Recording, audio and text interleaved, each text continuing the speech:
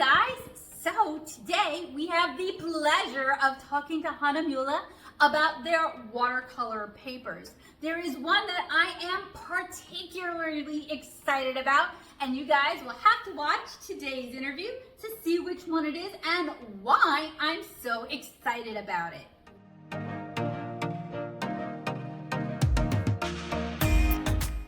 So we are here on day 2 of the trade show, and we have the pleasure of talking with Joe Dolmeyer from Hahnemule Fine Art Pigment. And say it for them one more time. Hahnemule. And we actually met the other day at the Stone Groundwork. Yeah, Sarah Simon uses our paper almost exclusively. So, and we work, it's a very forgiving paper, and she loves it. And you guys have quite a variety of papers too, from agave to cotton to... Yeah, we have an environmental initiative right now where we're funding environmental organizations and groups purchasing anything in their natural line of products. You can span over here if you'd like. Yes. Show us the new stuff. You're on YouTube. So right here we've got hemp, bamboo, and agave papers. But then our newest of the new is a sugarcane paper. Yes, I am really, as a Louisiana girl, I am really excited about that. Sugarcane candy. Thank have you. One. So sugarcane is when you start thinking about sugarcane, it gets squeezed out. You get this stalk or this stem, and that's called bagasse. We call it bagasse down here. Oh, bagasse. Y'all say it the correct way, probably. Oh, okay. That's probably the French way. The messy French. Okay, yeah. So so that gets then shredded up, made into paper pulp, and made into watercolor paper. Traditionally, it is a waste product in Louisiana. Correct. So it's really exciting that you guys get to reuse it and give it a fresh life. Everything actually, when it comes even to cotton papers, think about this on every manufacturer's cotton papers. It's the fibers from these little seeds are what's used to make cotton paper. So your Hahnemule paper, your Fabriano, your Arches paper, they're made out of the fibers around these seeds, not out of this big fluffy ball. Right. Big fluffy ball, so the seeds are a byproduct of the cotton industry. So even when you're buying cotton paper, watercolor paper, you're buying something that's a sustainable resource. And that's, first of all, cotton and other types of fiber, those are such a delight to paint on. So it's so wonderful that we can actually, we're being more eco-conscious by being able to use these papers. Right here in New Orleans, I was asked that question about organic cotton. Is it organic cotton that's being used? And I said, well, that would be a very expensive piece of paper. Yeah. But that's when I explained to them that there's sustainability in cotton because of the fact that it's normally laying out in the field when it's done. Yeah.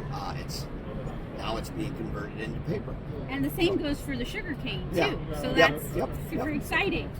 So very regional. So this is like the hot new, right? This is the hot new, and the other thing that's a hot new. Yes, show me.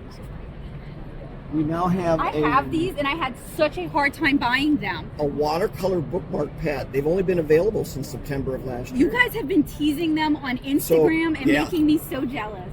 So this is 15 bookmarks for $10. This is brand new as of February. This came to the States. This is 30 sheets of cotton watercolor paper in a circular fashion. So imagine doing your buttons or Christmas ornaments or space or galaxy things. It's a very fun format. It is. And it's renewable too. I love the circular format. It really is so inspiring after you've been doing rectangles and squares for like 20 years. You're like, oh my gosh, you get to go borderless. This is the one I'm super excited about. So these here are all made out of our 100% cotton expressions paper. So we have the expressions paper. These will be available locally, probably within the next 4 to 5 weeks. Here's something that you're probably familiar with as well. Yeah. Okay. I have one. It's too precious to use. The zigzag book. So this is 18 little panels. So let's say every day you go on a walk and you meet your friend and you meet your friend's dog. Paint the dog.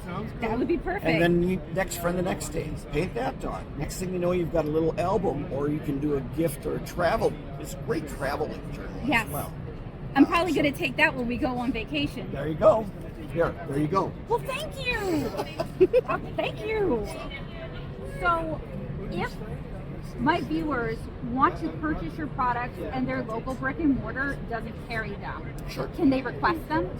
They can. We do not sell direct to the consumers. Right. But if you went online and just did a full search of our brand or the exact product you're looking for, you're going to find it. Most of the time, you're going to find them on Amazon.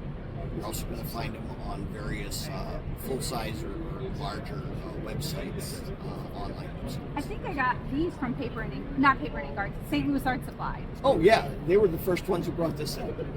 I like checking with them. They're always on top of things. So they're one of the first ones who brought it in, and then MC Art Supply is another one out of Texas. Oh, cool. That has brought in a lot of product. They're out of Waco, Texas. I've never had the pleasure, but every time we travel, I love visiting different art supply stores, so I'm sure I will Where are you going someday. next? I've been to all of them. Wow. So we're going to be in Murphy, North Carolina. And I was looking to see if there was like a Cheap Joe's around there. I don't think there is. No, I don't think there's anything. Mountains is about Mountains, yeah. But don't be afraid to go to Cheap or take a trip to Cheap Joe's in Boone, North Carolina. I might be doing. I've been to the one by Charlotte before. Okay. And knowing me, I would make an hour trip to go Because to an art supply their store. corporate offices are way up in the mountains in Boone, North Carolina. Oh, that's so cool. And it's a pretty fun visit. Yeah. So you enjoy it. Might have to strong arm my husband into it because it's his family. But Yeah. There you go. Twisting the arm. Yeah. So, Excellent. is there any advice that you have? Because a lot of my viewers are newer to watercolor. Sure. Is there any paper that you would recommend for an artist who is newer and wants a good experience? I think specifically when you brought up the word cotton, Yeah. cotton does is if you were to use a product that is maybe made out of an alpha cellulose or a brand that's not a premium brand, you're going to end up with water or colors that get muted when they dry. Yep. So I always recommend at least going with cotton papers, even if you're a beginner, because you're going to get better results, better flowability, better execution of your colors and things. So I would recommend Expressions Cotton.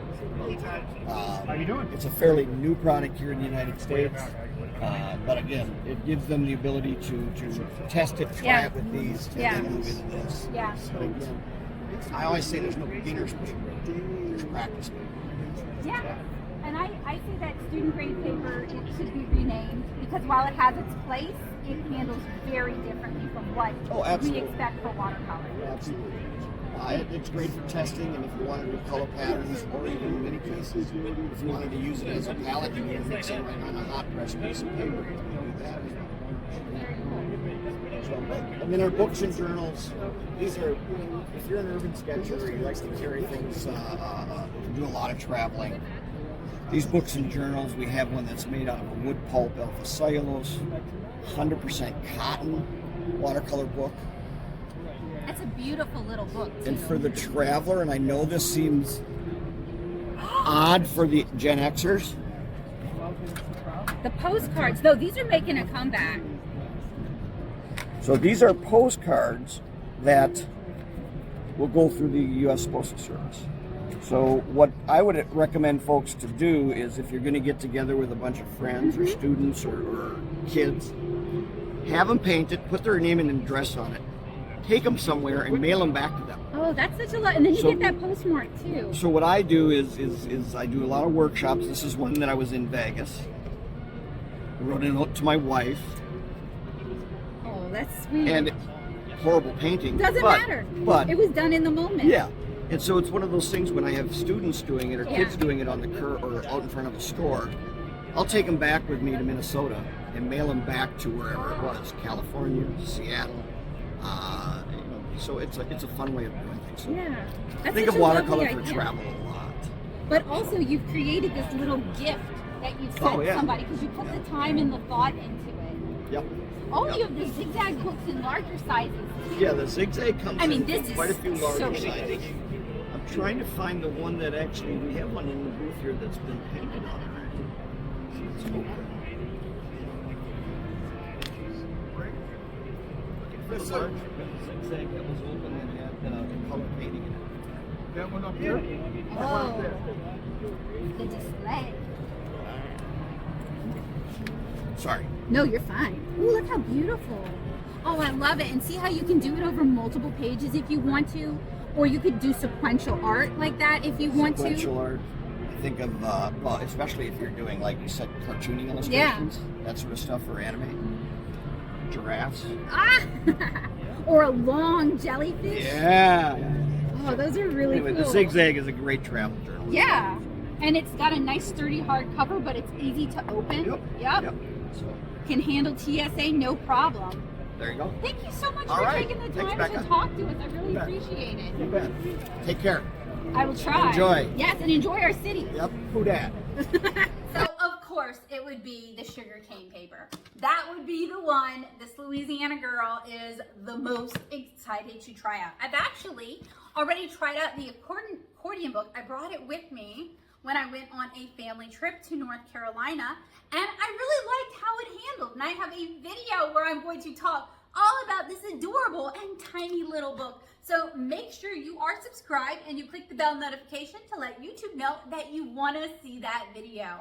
Which of their products are you the most excited about? Are you excited about the bookmark paper? I actually have some. I ordered it from St. Louis Art Supply a while back, and it is time to use it. And I also have some of their rounds coming in really soon, because look, if you're new here, I'll just spoil this right now. I am a sucker for round watercolor paper, and I think it's because I typically paint rectangular comic pages. Like, that's most of what I do. So, you know, a new format is always kind of fun and refreshing. And hopefully this little round cookie will behave better than the other round cookies that I have reviewed, including the Maritini and the Paul Rubens and the Dora Art. So fingers crossed. I am just so happy to be able to share these interviews with you guys. I love seeing what's coming out in art supplies. I like knowing the inside scoop, and it gives me something to look forward to, but it also kind of helps me plan what things I really, really want to try, and what things, you know, maybe that impulsiveness, that ADHD impulsiveness, right? Like, if I have time to think about it and research it, maybe I just won't buy it. So I hope these interviews have been helpful in giving you guys an idea of what you're excited to try, what you're looking out for, and, you know, what to look forward to in terms of art supplies and making art in 2024 and 2025. I know we're all on tighter budgets. The recession has a lot of us really strapped for cash. So it is really important to me to be able to share what I find with you guys, share my experiences with you guys, and share with reviews with you guys that will help you guys spend your money wisely, will help you buy art supplies that you genuinely love. Because it's my goal to help make art a habit in your life. And so many people think that art supplies are these extremely expensive things that get used up super duper quick, or they're willing to buy nicer supplies, but then they never use them because they don't want to waste it. And I want to help you guys find supplies that'll be a good fit for your budget, but will also inspire you to fall in love with making art and to find joy in making art. And hopefully my NAMTA series, my International Art Materials Trade Association series, you know, the big art supply convention. Hopefully this series will help you guys kind of feel inspired and see some stuff you want to try, or maybe even just some stuff that you could just live without and you're good and you don't need it, right? Because, like, the fear of missing out is real, and so many of us are very easily influenced into buying things that we don't need and then we don't really want. And, you know, knowing about things ahead of time can sometimes help combat that. So hopefully I was able to do that for you guys. I hope you guys have a wonderful day. Thank you again to Hahnemule for allowing me to interview you guys and showing me what's coming out next year. It's always exciting, and it's nice to get an idea of what is coming out. I hope you guys have a wonderful day. My ADHD is kicking in real bad because my Discord is blowing up and I can hear it, and it is just really distracting. So if I repeat myself, I have ADHD. Who knew? Have a wonderful day, guys. I hope to see you guys again soon. Bye.